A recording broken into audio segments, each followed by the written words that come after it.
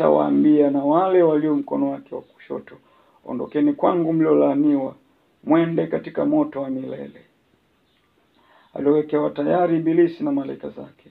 Kwa maana nalikuwa na njaa, msinipe chakula; nalikuwa na kiu, msininyweshe; nalikuwa mgeni, msinikaribishe; nalikuwa uchi, msinivike; nalikuwa mgonjwa na kifungoni, msije kunitazama.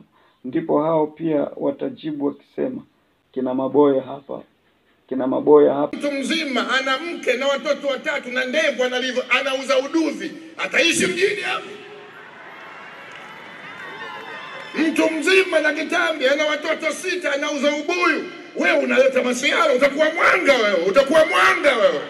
Watasema, Bwana, ni lini tulipokuona wewe una njaa au una kiu au umgeni au uchi au umgonjwa au kifungoni tusikuhudumie? Atawajibu akisema, amin nawaambia, kadiri msivyomtendea mmojawapo wa hao walio wadogo, hamkunitendea mimi.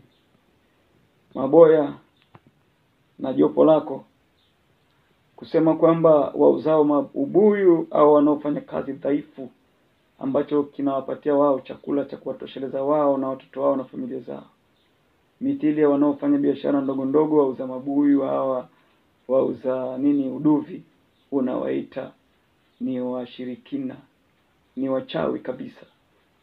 Unataka waliokuwa mabosi wenye kufanya kazi yenye ufahari machoni pa wanadamu, puni makubwa, mali. Lakini kumbuka maandiko yanatuambia hata wenzako ni vigumu sana tajiri kuurithi ufalme wa mbinguni. Ni inawezekana ngamia kupenya kwenye tundu la sindano kuliko tajiri, kuliko maboya kuurithi ufalme wa mbingu. Si maneno yangu, ni maandiko yanasema.